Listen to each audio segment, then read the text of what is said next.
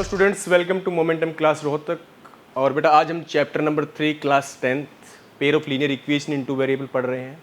Chapter का नाम है pair of linear equation. Pair इसका लीनियर इक्वेशन का टू वेरिएबल में। आपने क्लास 9th में पढ़ा था linear equation in one variable, है ना जी। टू वेरिएबल पढ़ी होगी आपने। क्या होता है, ऐसी होती है a x, in general form ऐसी होती थी a x plus b y plus c. लेकिन अब बात कर रहे हैं किसकी, पेयर की। दो इक्वेशन लेकर चलेंगे भाई, है तो लीनियर इक्वेशन, दो वेरिएबल है इसके अंदर। लीनियर क्यों है, क्योंकि डिग्री 1 है। इक्वेशन क्यों है, क्योंकि इक्वलिटी का साइन है। तो लीनियर इक्वेशन और वेरिएबल कितने, दो है, ठीक है। लेकिन आगे वाला वर्ड है पेयर, तो पेयर का मतलब दो इक्वेशन लेकर चलनी है। तो मैं इसे कोफिशिएंट्स को बोल देता हूँ a1, b1 और c1। तो दूसरी क्या ले लूँगा मैं, a2x plus b2y plus c2 is equal to 0। ये आपकी इन जनरल नोटेशन हो गई बेटा किसकी, यह इन जनरल नोटेशन किसकी, पेयर ऑफ लीनियर इक्वेशन की। पेयर मतलब देखो बेटा दो, लीनियर मतलब क्यों है, जो वेरिएबल्स उनकी पावर कितनी है, 1, इसलिए लीनियर है। इक्वेशन मतलब क्यों है, इक्वलिटी का साइन है। टू वेरिएबल मतलब देखो दो वेरिएबल है, दोनों में एक्स और वाई, एक्स और वाई। तो ये है pair of linear equation in two variable. तो इसकी हम बात कर रहे हैं। तो इसके अंदर देखिए, बहुत ध्यान से देखने की बात कीजिए। कुछ एक्सरसाइज 3.1 का जो इंट्रोडक्शन कर रहे हैं, इसके अंदर ध्यान समझने की कोशिश कीजिए। कुछ चीज़ें आपको आप लिखी देखेंगे। देखो यहाँ पर ये टेबल बना रखी है, इस टेबल के बारे में पढ़ना है हमें कि कैसे कैसे क्या क्या सॉल्यूशन होते हैं। मैं सिंपली क्या करूँगा, 3 एग्जाम्पल लिखूँगा, 3 एग्जाम्पल, उसे समझने की कोशिश करेंगे, ठीक है। पहला लिख रहा हूँ मैं क्या, कि x plus y is equal to 2 और x minus y is equal to 3 लिख दिया, कोई दिक्कत नहीं है। दूसरा एग्जाम्पल मैं लिख रहा हूं x plus y is equal to 4, x plus y 2x plus 2y is equal to 8, ठीक है जी। और तीसरा जो एग्जाम्पल लिख रहा हूं, 3 एग्जाम्पल से एक कॉन्सेप्ट निकल के आएगा, ये ध्यान से समझेंगे उस चीज़ को, ठीक है। तीसरा एग्जाम्पल क्या लिख रहा हूं मैं, तीसरा एग्जाम्पल लिखा मैंने x plus y is equal to 4 और लिख दिया x plus y is equal to 2। 3 example आपके सामने है। एक पेयर ऑफ लीनियर इक्वेशन मैंने ये लिखा बेटा, एक पेयर ऑफ लीनियर इक्वेशन मैंने ये लिखा, एक ये लिखा। मैं तीनों pair of linear equation graph बनाऊंगा। तो पहले वाले ग्राफ बनाने की कोशिश करता हूँ, आप समझने की कोशिश कीजिएगा। देखिए ग्राफ कैसे बनाते हैं, आप बहुत अच्छे से जानते हैं कि x की वैल्यूज पुट करते हैं, y की वैल्यू निकल के आती है ना जी, ऐसे बनाते हैं। तो अब पहले वाली इसी किस में ग्राफ बना रहा हूँ, इसका x plus y is equal to 2, इसका ग्राफ बना रहे हैं। कैसे बनाएंगे, तो मैंने x की जगह 0 रखा, y की वैल्यू कितनी आई 2i, x की जगह 0 पर y की वैल्यू आई 2। तो मतलब मेरी लाइन है वो यहाँ से पास होगी इस पॉइंट से 0,2। ये कौन सा पॉइंट है, 0,2 पॉइंट हो गया। y की जगह 0 रखा था, x की वैल्यू कितनी आई 2i, y की जगह 0 रखने पर x की वैल्यू कितनी आई 2i। मतलब मेरी लाइन है वो यहाँ से पास होगी इस पॉइंट से। ये कौन सा पॉइंट है, ये पॉइंट है, x की वैल्यू कितनी आ गई अपनी 2 और y की वैल्यू 0। दो पॉइंट हो गए। आप जानते हैं कि 2 पॉइंट से एक यूनिक लाइन पास होती है बेटा, इसलिए आपके टीचर भी कहते थे, जब आप बॉक्स बनाते थे ना, ऐसे बॉक्स बनाते थे, ऐसे है ना, एक से ऐसे ऐसे बॉक्स बना लेते थे, और बॉक्स बनाते थे, आपके टीचर कहते थे देखो ये बॉक्स बनाते हो ना, तो आप क्या करना होता है आपको, ये एक्स वाई कम से कम 3 पॉइंट लो, कम से कम 2 पॉइंट लो। ऐसा क्यों, क्योंकि 2 पॉइंट से एक यूनिक लाइन पास होती है, इससे कोई और लाइन पास कर दिखा दो, कोई और लाइन पास नहीं होगी, तो इसलिए कम से कम मैंने 2 पॉइंट लिए, ठीक है। अब मैं लाइन को ड्रॉ कर देता हूँ भाई। देखिए बेटा ये लाइन ड्रॉ हो गई, और इस लाइन की इक्वेशन क्या है, x plus y is equal to 2।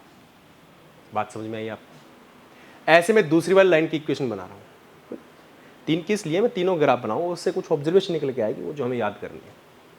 मैं क्या कर रहा हूँ, मैं सेकंड वाली लाइन इक्वेशन बना रहा हूँ। सेकंड वाली, ठीक है, क्या दे रखा है, x minus y is equal to 3। तो x की जगह 0 रखा, y की वैल्यू कितनी आई -3, 1 2 3। ये पॉइंट आएगा, x की जगह 0, y की जगह -3, और y की जगह 0, x की जगह x की वैल्यू 3, y की जगह 0, x की वैल्यू 3। तो ये पॉइंट होगा, ये कौन सा पॉइंट होगा, y की जगह 0, x की जगह 3। एक ये पॉइंट सेटिस्फाई कर रहा है इस इक्वेशन को। ये दोनों पॉइंट इक्वेशन सेटिस्फाई कर रहे हैं, मैंने रख दिए और मैंने लाइन ड्रॉ कर दी, ठीक है जी। मैं लाइन बना रहा हूँ बेटा, ये लाइन आई, ये लाइन आई। इस लाइन की इक्वेशन क्या है, इस लाइन की इक्वेशन है x minus y is equal to 3। बना दिया, ठीक। पहले वाला केस लिया पेयर ऑफ लीनियर इक्वेशन का, मैंने दो इक्वेशन ली, x plus y is equal to 2, x minus y equal to 3। मैंने ग्राफ बना लिया दोनों का, सिंपल ग्राफ जो 9th में सीखते थे, x की वैल्यू पुट की, y की वैल्यू निकाली, x की वैल्यू पुट की, y की निकाली, सेम वही काम। अब मैंने सेकंड वाला एग्जांपल लिया है, इसके लिए मैं वही काम करने वाला हूँ, x की वैल्यू पुट करने वाला हूँ, y की वैल्यू निकालने वाला हूँ, x की वैल्यू पुट करने वाला हूँ, y की वैल्यू निकालने वाला हूँ। देख लीजिए, इस पे आ जाते हैं सेकंड वाले, ग्राफ बना लेते हैं, ठीक है। देखो जी,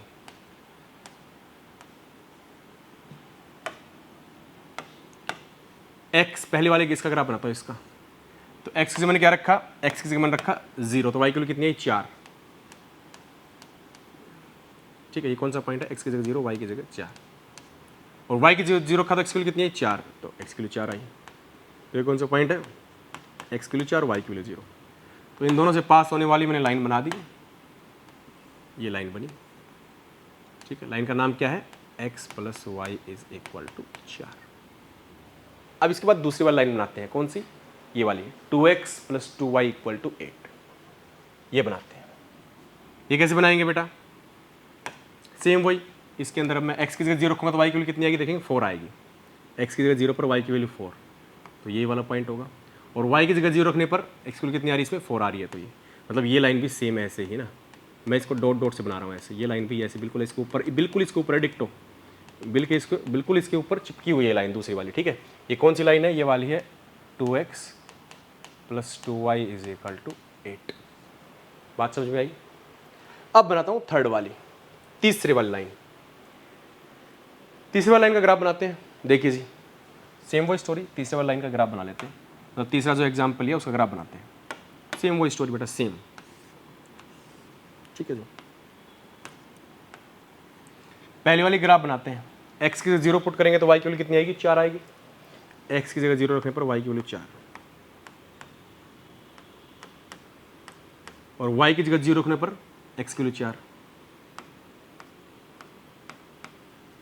y की जगह 0 रखने पर x की वैल्यू 4, तो ये पॉइंट। तो लाइन क्या बनी बेटा, मेरी लाइन बनी ये वाली, ठीक है जी। और इस लाइन का मेरा क्या नाम है, इस मेरी लाइन का नाम बेटा x plus y is equal to 4, ठीक है बात। उसके बाद मैं बात कर रहा हूँ अगली लाइन की, x plus y equal to 2, इसका ग्राफ बनाते हैं आप आगे, ठीक है। तो इसका ग्राफ बनाने के लिए क्या करेंगे बेटा जी आप, फिर वही स्टोरी, वैल्यूज रखता हूँ मैं, x की जगह 0 रखा, y की जगह 2, x की जगह 0 रखा, y की जगह 2, ये पॉइंट आएगा 0,2, y की जगह 0 रखा इसके अंदर तो x की वैल्यू कितनी आएगी 2, तो ये वाला पॉइंट आएगा। ये कौन सा आएगा, y की जगह 0, x की जगह 2, तो 2,0, इस पॉइंट से लाइन पास होगी। तो ग्राफ बनाएंगे क्या आएगा, इन दोनों से पास होने वाली लाइन, ये वाली लाइन आ जाएगी। ये कौन सी लाइन आई, x plus y is equal to 2। 3 example लिए, तीनों एग्जाम्पल मैंने देखा 3 ग्राफ बने अलग अलग टाइप के। पहला जो मैंने पेयर ऑफ लीनियर इक्वेशन का एग्जाम्पल लिया, इसके अंदर मेरी 2 लाइन क्या हुई, 2 लाइन कट कर रही है बिल्कुल एक दूसरे को। मैंने दूसरे वाला एग्जाम्पल लिया, उसके ऊपर दोनों लाइन कॉन्सिडेंट है, एक दूसरे के ऊपर बिल्कुल ऐसे चिपकी हुई है, एक दूसरे को बिल्कुल एक दूसरे के ऊपर कॉन्सिडेंट। तीसरी वाली लाइन ली, उसमें दोनों लाइन बिल्कुल पैरेलल है एक दूसरे के। तो ये 3 ही केस बन सकते हैं 2 लाइन्स के बीच में। मैं आपको कहूँ आपके पास 2 लाइन है, क्या कंडीशन बन सकती है, या तो वो इंटरसेक्ट करेंगी, या वो एक दूसरे के ऊपर ओवरलैप कर जाएंगी, बिल्कुल कॉन्सिडेंट केस होगा, या दोनों पैरेलल हो जाएंगी, 3 केस होंगे, ठीक। ये तो मुझे ग्राफ बना के पता लगा। मैं चाहता हूँ कि मैं ग्राफ बनाऊँ ही ना, मैं ग्राफ ही ना बनाऊँ, केवल क्वेश्चन देखूँ इतना, और इतना देखते ही बता दूँ कि इसका ग्राफ बनाओगे तो कैसे बनने वाला है। केवल इतना क्वेश्चन देखा, ये देखा या ये देखा, जैसे पेयर ऑफ लीनियर इक्वेशन देखो और देख के बता दूँ ये तो इसका ग्राफ ऐसे बनने वाला है। ये सारी चीज़ें कैसे बता सकते हैं, वो इस टेबल के अंदर लिखी हुई है। क्या लिखा हुआ है इस टेबल के अंदर, वो आपको समझाता हूँ इन्हीं एग्जाम्पल से। देखिए जी क्या लिखा हुआ है, उस बात को समझेंगे। देखो पहले वाला जो एग्जाम्पल है उस बात को समझने की कोशिश करना बहुत ध्यान से बेटा, ठीक है। पहले वाला जो एग्जाम्पल, उसमें एक बात समझने की कोशिश करना। पहली वाली जो इक्वेशन लिखी हुई है, आपकी स्टैंडर्ड इक्वेशन क्या होती है, मैं आपको स्टैंडर्ड इक्वेशन लिखता हूँ, क्या होती है, a1x प्लस b1y प्लस में c1, या इक्वल टू c1 ले लो, आपकी इच्छा है। आप आपकी इच्छा, आप इक्वल टू C1 लेना चाहे तो इक्वल टू C1 ले लो, लेकिन दोनों आपको सेम साइड लेने होते हैं। C1 इधर लिया तो C2 फिर इधर लेंगे। A2x प्लस B2y ऐसा है। तो आप इसको कंपेयर करके इससे आप मुझे बता पाएंगे A1 B1 C1 A2 B2 C2 की क्या वैल्यू होगी। देखो ऊपर वाली इक्वेशन के जो कोफिशिएंट है वो A1 B1 C1 होते हैं, ऊपर वाली में जो x का कोफिशिएंट है वो क्या होता है A1। तो यहाँ पर A1 कितना है, जब x के साथ कुछ भी नहीं है तो क्या है 1 है। तो मतलब A1 की वैल्यू कितनी आई, पहले वाले एग्जाम्पल की बात कर रहा हूँ। पहले वाला एग्जाम्पल कौन सा है, x plus y is equal to 2, उसके बाद क्या लिखा हुआ है x minus y is equal to 3। तो इसमें A1 की वैल्यू कितनी आई बेटा 1। ऐसे B1 की वैल्यू बताना भाई। तो पहली वाली इक्वेशन में जो y का कोफिशिएंट होता है वो क्या होता है B1 होता है। तो इसमें y कोफिशिएंट क्या है, कुछ भी नहीं है तो 1 है, B1 की वैल्यू 1। C1 की वैल्यू कितनी आई बेटा, जो कांस्टेंट टर्म होती है वो क्या है 2। ऐसे ही मैं दूसरी वाली इक्वेशन में A2 B2 C2 जानने की कोशिश कर रहा हूँ। तो क्या हो जाएंगे, A2 का कोफिशिएंट जो सेकंड वाली इक्वेशन में जो x का कोफिशिएंट होता है वो क्या होता है A2 होता है। तो सेकंड वाली इक्वेशन में जो x का कोफिशिएंट है वो A2 है। तो A2 कितना मेरा 1, B2 कितना बेटा -1, C2 कितना है 3 है। बात समझ में आई। चल अब मैं रेशियो निकालता हूँ यहाँ पे A1 बाई A2, बस निकाल रहे हैं A1 बाई A2 निकाला, कितना आया 1/1। मैं निकाल रहा हूँ B1 बाई B2 की वैल्यू कितनी आई 1/-1, इतना ही निकाला। तो जैसे ही A1 बाई A2 इतना ही निकाला करो, देखो निकाला, दो निकाले, तीसरा निकालने की जरूरत नहीं है। जब ये नॉट इक्वल आ जाए ना, देखो A1 बाई A2 की वैल्यू कितनी है, इक्वल मिला के 1, B1 बाई B2 की -1। तो जब आपके पास ऐसे आ जाए ना कि A1 बाई A2 बराबर ना आए किसी केस के अंदर B1 बाई B2 के, तो उस टाइम पे कैसा ग्राफ बनता है मैं आपको बता दूं कैसा बनता है, इंटरसेक्टिंग लाइन बनती है। इंटरसेक्टिंग, एक दूसरे क्रॉस करती हुई लाइन। तो मतलब जब क्वेश्चन के अंदर आप ये तीन चीज़ ऊपर वाले की 6 चीज़ निकाल लीजिए, फिर A1 बाई A2 निकालो, B1 बाई B2 निकालो, बराबर नहीं आए, देखो A1 बाई A2 की value 1 I, B1 by B2 की -1 है, नॉट इक्वल आई, तो ग्राफ बनाने की जरूरत नहीं है। सिंपल इसी चीज़ से हम बोल पाएंगे कि कैसा ग्राफ बनेगा, इंटरसेक्टिंग लाइन। और हमने देखा भी कैसी लाइन बन रही है, इंटरसेक्टिंग। ये कौन सी लाइन है, इंटरसेक्टिंग। ये कौन सी लाइन है, इनका नाम बता देता हूँ मैं तीनों का, कौन कौन सी लाइन है। देखिए जी, ये लाइन कौन सी है, intersecting graph, intersecting line, intersecting line बनी, ठीक है ना। इस वाले में कौन सी बनी, कॉन्सिडेंट, कॉन्सिडेंट, कॉन्सिडेंट लाइन बनी। दूसरे वाले मतलब कॉन्सिडेंट मतलब एक दूसरे के ऊपर हो बिल्कुल, इंटरसेक्टिंग जो कट कर रही हो एक पॉइंट पर। इसमें कौन सी बनी, पैरेलल लाइन, पैरेलल लाइन। इसमें कौन सी लाइन बनी, तो ये 3 केस है। तो इंटरसेक्टिंग लाइन कब बनती है, जब ये कंडीशन आए तो कौन सी लाइन बनती है, इंटरसेक्टिंग लाइन। तो देख लो, तो आप इतना ही निकालो। जिस क्वेश्चन में आपको क्वेश्चन ऐसे गिवन हो, इसको थोड़ी देर भूल जाओ, A1 B1 C1 A2 B2 C2 निकालो। जैसे A1 बाई A2 बराबर ना A B1 बाई B2 को, वहीं कह दो लाइन का ग्राफ बनेगा, इंटरसेक्टिंग बनेगा। और मैंने बना के दिखाया आपको पहले, देखो ये तो एग्जाम्पल है, देखो ग्राफ इंटरसेक्टिंग बन रहा है। बात समझ में आई। चलो अगले हम बात करते हैं, एग्जाम्पल नंबर 2 की बात करता हूं ना। दूसरे वाले में A1 B2 A1 B1 C1 A2 B2 C2 निकालता हूं। देखो दूसरे वाले में A1 B1 और ये A2 B2 C2 निकालता हूं। देखो जी, है ना, दूसरे वाले में निकालते हैं। एग्जाम्पल 2 की बात करते हैं। अब आते हैं ये सेकंड वाला जो केस लिया था उसकी बात। तो सेकंड वाला केस क्या है बेटा, आपका ध्यान से देखना। सेकंड वाला केस क्या है, x plus y, case number 2। इसको देखते हैं। तो इसमें कैसे पता लगता है, कैसे बनेंगी, तो पहले निकाल लो सारी चीज़ें। 2x plus 2y is equal to 8। तो A1 कितना है, देखो 1, B1 कितना है 1, ऊपर वाले से कंपेयर किया करो। C1 कितना है 4, A2 कितना है 2, B2 कितना है 2, C2 कितना है 8। तो A1 बाई A2 कितना आएगा 1/2, B1 बाई B2 1/2। एक C1 जब बराबर आ जाएंगे तो अगला निकाला करो। फिर C1 जब बराबर ना आए तो वही रुक जाते, बराबर नहीं आते तो सीधा बोल देते इंटरसेक्टिंग लाइन होगी। लेकिन ये दोनों A1 by A2 B1 by B2 बराबर आ गए तो अगला निकालो फिर C1 बाई C2। वो क्या है 4/8, वो भी काटने के बाद क्या आ रहा है 1/2, कटने के बाद 1/2 आ रहा है। मतलब आपका इस केस में क्या आया कि A1 बाई A2 बराबर आया किसके, B1 बाई B2 के, और ये चीज़ किसके बराबर आई, C1 बाई C2 के। क्या बात समझ में आती है, जब A1 by A2 is equal to आई B1 बाई B2 के, equal I C1 by C2 के, इस केस में कौन सा ग्राफ बनता है, एक दूसरे के ऊपर बनती है लाइन, समझ में आया? और क्या बोलते हैं? Coincident line. तो ये कौन सा केस है? कॉन्सिडेंट लाइन का केस है। सेम लाइन या कॉन्सिडेंट लाइन? कॉन्सिडेंट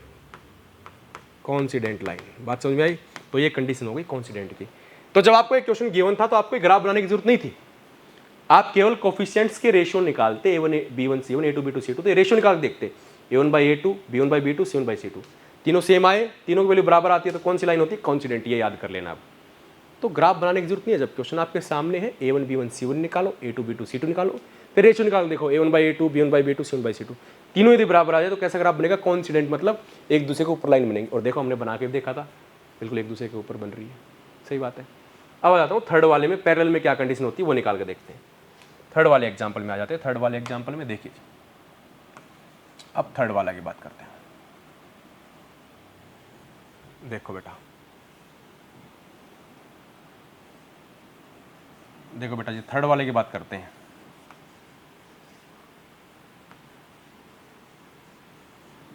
देखो बेटा जी, क्या आएगा थर्ड वाले में? थर्ड वाला क्या लिखा हुआ है? थर्ड वाला example x + y is equal to 4 और x + y is equal to 2। तो a1 कितना है? यहाँ से ऊपर वाले से कंपेयर किया, स्टैंडर्ड इक्वेशन ये है, a1 1 b1 1 c1 4 a2 1 b2 1 c2 2। तो यहाँ देखो, यहाँ निकालो, देखो रेशियो, फिर वो रेशियो निकालो आप। आपने रेशियो निकाले, आप निकालो, देखा a1/a2 कितना आया? 1/1। फिर आप निकाल देखा b1/b2 कितना आया? 1/1। फिर आप निकाला c1/c2 कितना आया? 4/2। तो आपने क्या देखा? a1/a2 तो मेरा बराबर आ रहा है b1/b2 के, बट ये चीज़ बराबर नहीं आ रही c1/c2। समझ में आया? ये बराबर नहीं आ रही। तो ये कौन सा केस होता है? Parallel line. कौन सी लाइन बनती है इसके अंदर? पैरेलल लाइन, इसमें बनती है पैरेलल लाइन। बात समझ में आई? तो ये कौन सी लाइन बनी? पैरेलल लाइन बनी। जब क्या होता है? जब शुरू के दो बराबर हो रेशियो, तीसरा रेशियो बराबर ना हो। तो जब कहीं भी क्वेश्चन आपके सामने है, ये कंडीशन आ जाए, सीधा पैरेलल लाइन, ग्राफ बनाने की जरूरत नहीं है। और ग्राफ बना के देखोगे तब भी पैरेलल लाइन आएगी। देखो हमने बना के देखा था। बात समझ में आई? अब मैं तीनों केस को एक बार लिख देता हूँ आपके सामने, फटाफट तीनों केस को समराइज करके आपके सामने लिख देता हूँ। ठीक है, आई होप आपको समझ में आया होगा कब कब कैसे कैसे होता है, कैसा कैसा ग्राफ बनता है, आपको समझ में आएगा। कंडीशन क्या क्या है देखो, मैं एक साइड कंडीशन लिखता हूँ, कंडीशन ऑफ कोफिशिएंट, है ना, ऐसे इन जनरल। जैसे ये इक्वेशन है तो क्या हो जाएगा इस इक्वेशन के लिए? तो इधर तो क्या लिख रहा हूँ मैं? कंडीशन। इधर लिख रहा हूँ टाइप्स ऑफ ग्राफ। ठीक है, और साथ साथ एक लाइन और कर रहा हूँ, नंबर ऑफ सॉल्यूशन।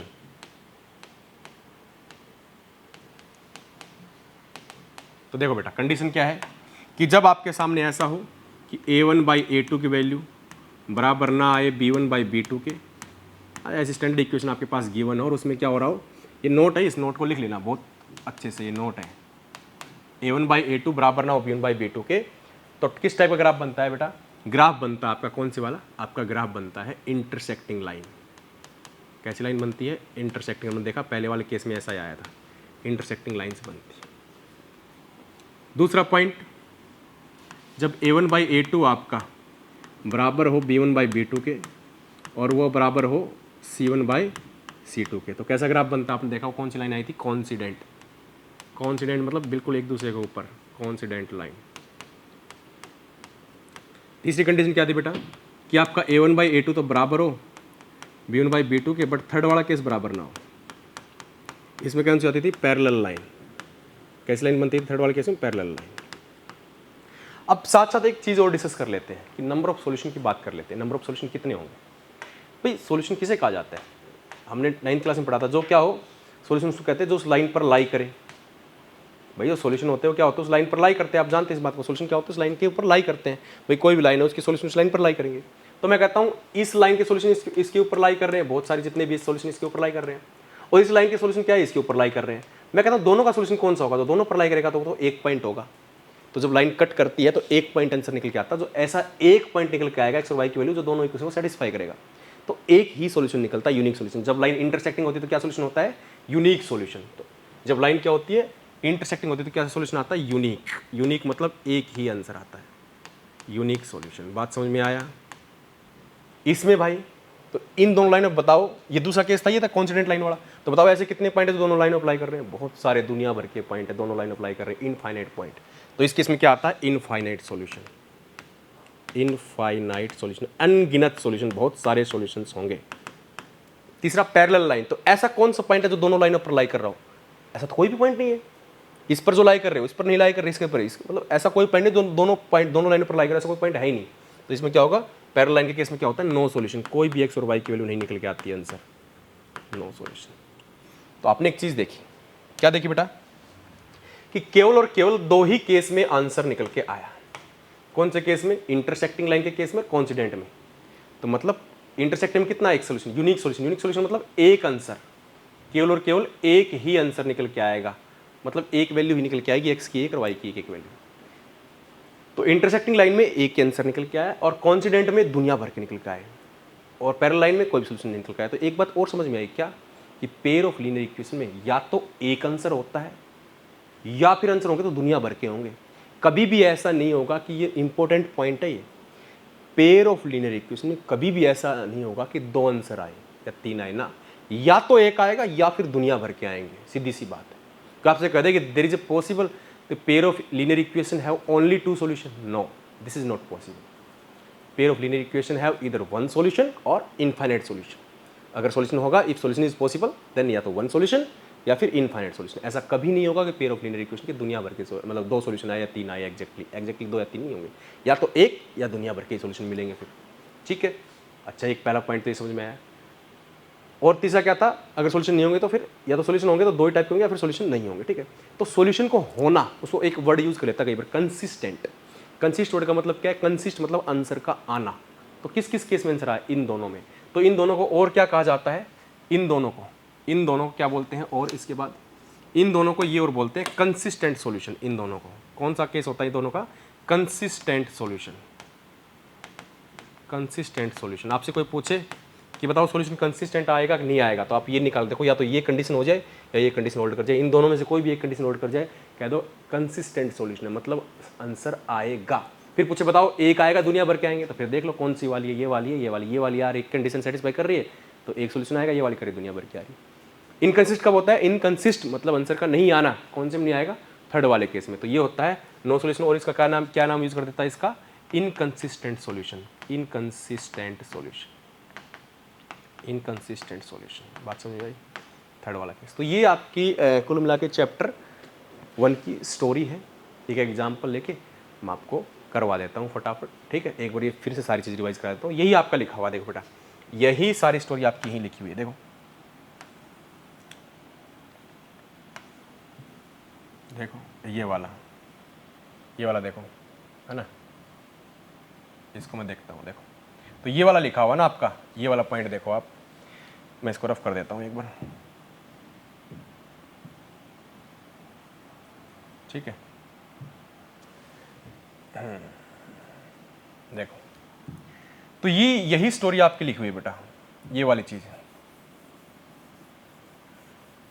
ये स्टोरी इस टेबल के अंदर यही लिखा हुआ, आप ध्यान से देखेंगे तो इस टेबल में यही स्टोरी लिखी हुई है सारी की सारी, आप बहुत ध्यान से देखें। इस टेबल में यही लिखा हुआ, क्या लिखा हुआ है इस टेबल के अंदर, कि ग्राफिकली कैसे, देखो कह रहा है कि कोई पेयर ऑफ लीनियर इक्वेशन है, यदि कंपेयर करें रेशियो अगर A1/A2 बराबर ना आए B1/B2 के, अगर A1/A2 बराबर ना आए B1/B2 के, देखो मैं इसको बड़ा कर देता हूँ, इस चीज़ को ध्यान से देखो, यही लिखा हुआ आप इस टेबल के अंदर, क्या लिखा हुआ है, यदि A1/A2 आपका बराबर ना आए B1/B2 के, A1/A2 आपका बराबर ना आए B1/B2 के, तो यही लिखा हुआ है, इस चीज़ को आपको याद कर लेना है कि A1/A2 ऐसी कंडीशन हो रही हो, is not equal to B1/B2, तो कैसी लाइन बनती है, लाइन इंटरसेक्टिंग लाइन बनती है। कितने सोल्यूशन होते हैं, एग्जैक्टली वन सोल्यूशन या यूनिक सोल्यूशन होते हैं। उसके बाद क्या लिखा, यदि आपका क्या हो रखा है कि तीनों केस बराबर आ जाए, A1/A2 बराबर आ जाए B1/B2 के, तो कौन सी लाइन बनती है, कोइंसिडेंट लाइन बनती है, और कितने सोल्यूशन होते हैं, इनफाइनाइट सोल्यूशन होते हैं। थर्ड क्या कहा इन्होंने, यदि ऐसा हो जाए कि A1/A2 बराबर आ जाए B1/B2 के, पर बराबर ना आए C1/C2 के, तो कैसी लाइन बनती है, पैरेलल लाइन बनती है और नो सोल्यूशन होता है। साथ साथ उसने एग्जाम्पल दे रखे, ये एग्जाम्पल दे रखे, ठीक है। तो ये कह रहा है देखो इसके अंदर क्या क्या है, कि ये एग्जाम्पल था, देखो x - y - 2y = 0, दूसरा था 3x + 4y - 20 = 0।